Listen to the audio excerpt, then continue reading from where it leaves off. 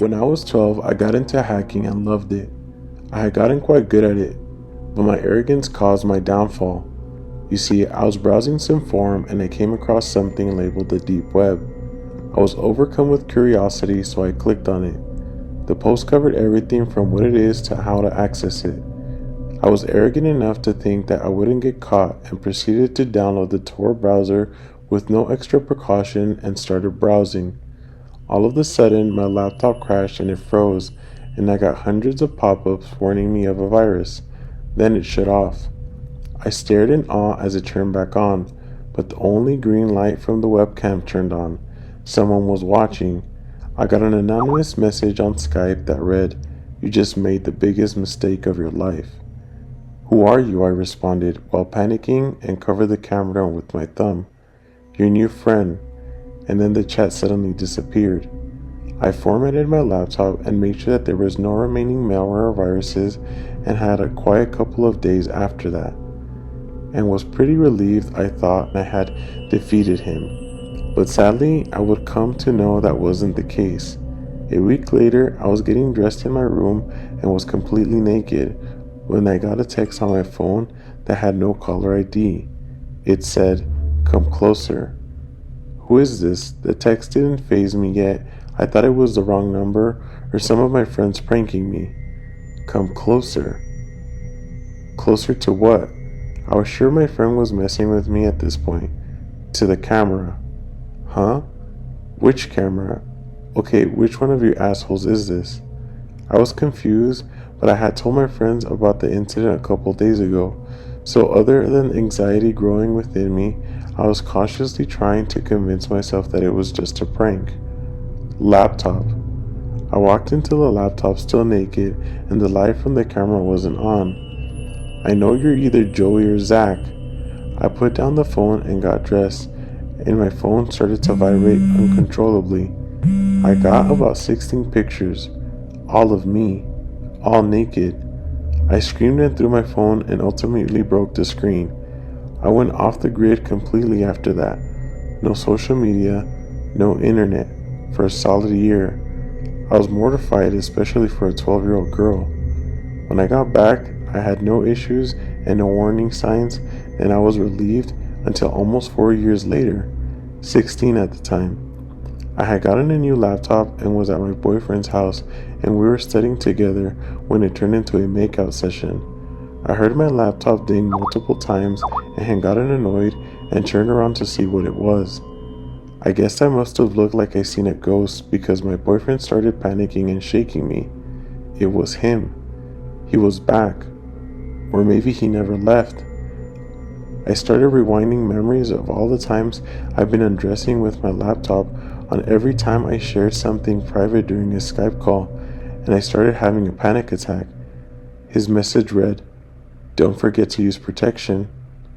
As if I couldn't smell the irony in that. He then continued to harass me for the next 2 years, but it's been quiet for a year now.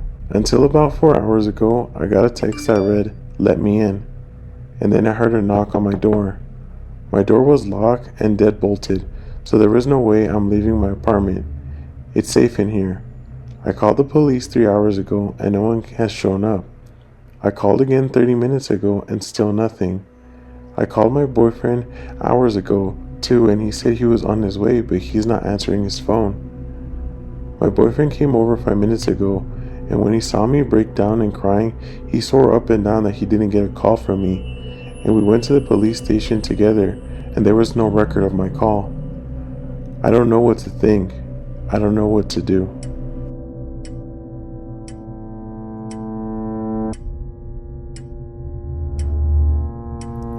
So this started back in December of 2015, and at this time is when I first started to discover the deep web.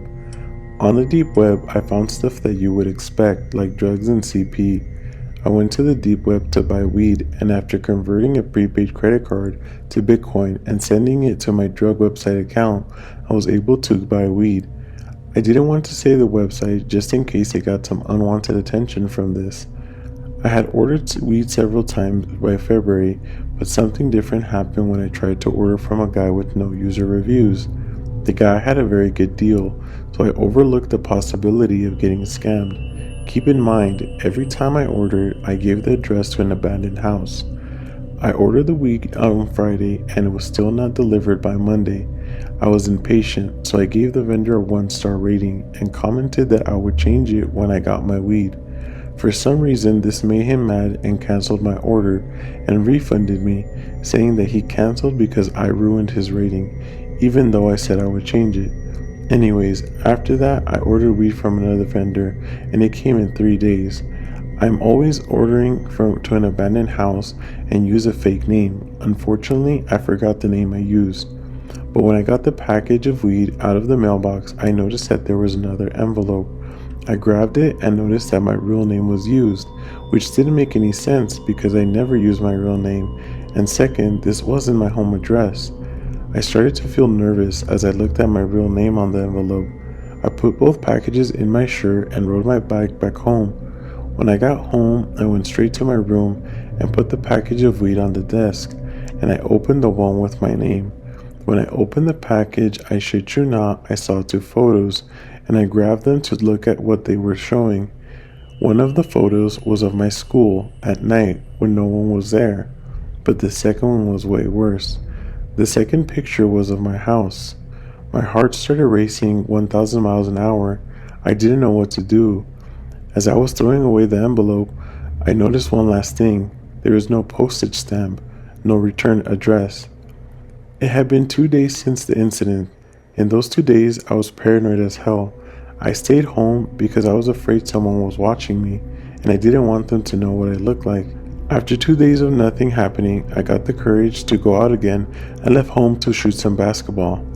After I played basketball, I started to feel like whoever left the package had finally went away, but I was wrong. The next day, I left the house again to play basketball, and I noticed something. When I went to the backyard to get my basketball, it was caved in, the same way a basketball would do if it had no air. I walked up to my basketball and I saw it was cut open like someone had stabbed it. I was angry because I bought the basketball, but the feeling was quickly overpowered by fear when I realized who must have done it. Whoever was stalking me was watching me play basketball yesterday.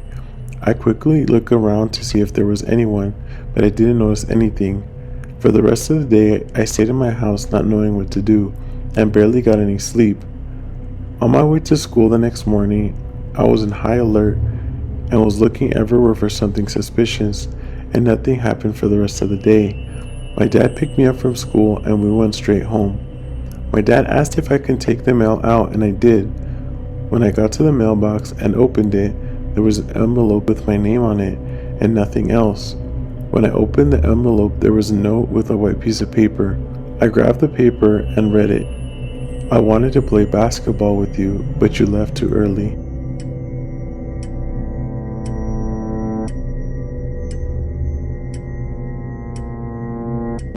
If you've never accessed the deep web, I advise you to tread carefully. I'm telling you this because I made the same mistake. Most of it is just a place to buy drugs and guns, and overall is not nearly as bad as what the media makes it out to be. But for some realms of the deep web, it can be terrifying. If you know how to access these sites, I suppose that you already know how to cover your tracks. But if you're inexperienced, then don't take anything lightly. There's so much dodgy shit out there, and a lot of it is scams. I've been browsing a certain website for a while now, and I've noticed its sudden rise in popularity.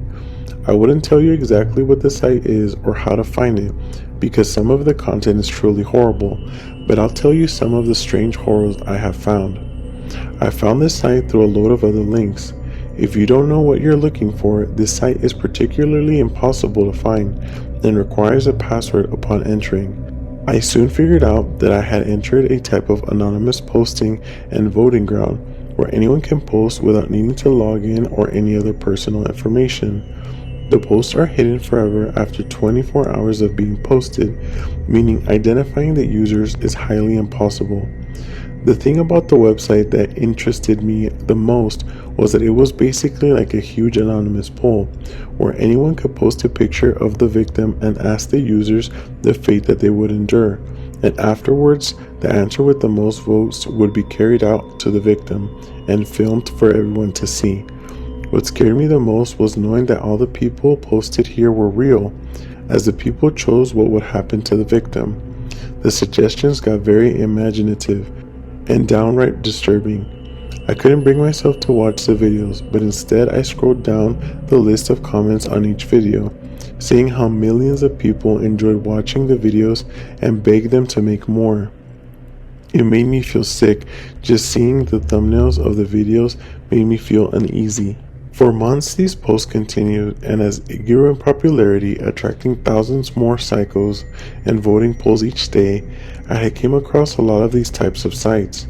But what made this one all the more chilling was that the majority of the victims were children and teens, tied up and mostly abducted from their families. I thought reporting this site to the police, but then decided against it. They would ask me questions on how I got these types of websites in the first place, and I knew that even though the site was brought to their attention, the site was completely anonymous, and any of the videos could have came from anywhere in the world. Tracking them down individually would take years. Endless videos, all ranging from 30 minutes to 2 hours, containing horrific torture and eventual death, were displayed on the site. One specific thing that still haunts me to this very day was a certain video. The video's caption simply read, "Here's what you guys wanted." The title of the video was "Pregnant Woman Gets a Homemade Abortion." Upon clicking the thumbnail of the video, I saw what looked like a woman tied up on a table, surrounded by a huge variety of rusty surgical instruments. It was highly unlikely that they were all sanitary. Their jagged blades were coated in rust. The first thing I noticed about the woman was her expression, the look of pure shock and terror. As I looked closer, I saw her face more clearly. Then it dawned upon me. Aside from her hair, she looked almost identical to me. I froze over with fear.